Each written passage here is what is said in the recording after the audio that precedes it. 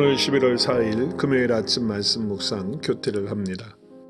감독은 오늘날 목사나 장로로서 영적 지도자를 말합니다.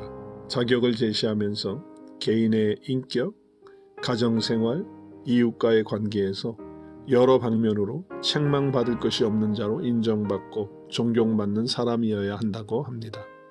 감독, 장로, 목사는 먼저 인격적으로 책망할 것이 없어야 하며 한 아내의 남편으로서 절제와 근신, 온유와 선행에 힘쓰는 자여야 합니다. 그리고 가르치는 일을 잘해야 하고 술을 즐기지 않고 폭력적이지 않고 더러운 이익을 탐내지 않고 인내하며 말다툼하지 않고 절제가 있는 사람이어야 합니다. 또한 한 가정을 잘 다스려 자녀들이 존경받는 자여야 합니다.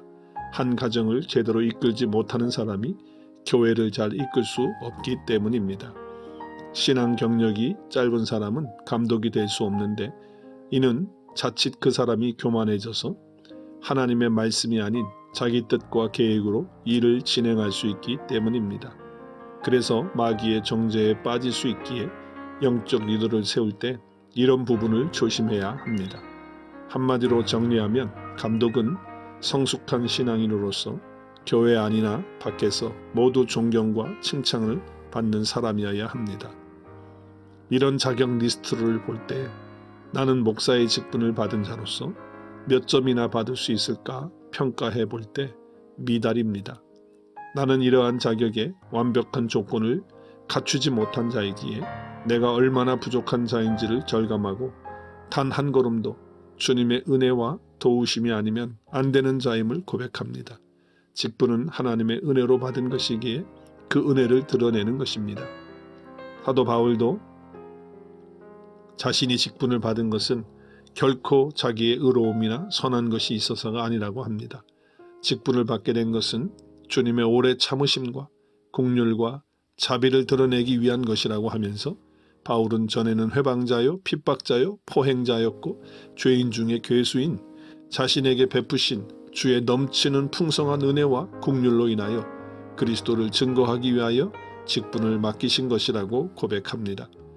내가 받은 목사의 직분도 은혜로 받은 것이기에 주님의 은혜만을 붙들고 그 은혜를 드러내며 주님을 높이는 자로 성장하고 더 성숙해가는 영적 지도자가 되어야 합니다.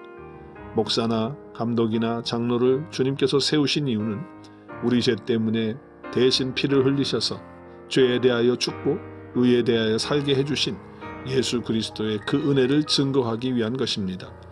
친히 나무에 달려 그 몸으로 우리 죄를 담당하셨으니 이는 우리로 죄에 대하여 죽고 의에 대하여 살게 하려 하심이라.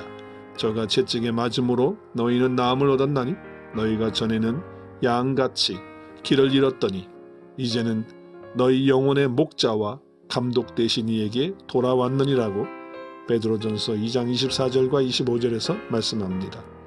그러므로 은혜를 주셔서 의롭게 해주신 예수 그리스도만이 우리의 영혼의 목자와 감독이 되심을 증거하는 자들이 영적 지도자입니다. 이것이 가장 중요한 영적 리더인 목사의 기능인 것입니다. 은혜 아니면 살아갈 수 없는 자입니다. 하나님의 사랑과 긍휼 안에 있는 예수 그리스도의 은혜만을 증거하는 목사가 되게 하옵소서. 성령님의 도우심을 구합니다.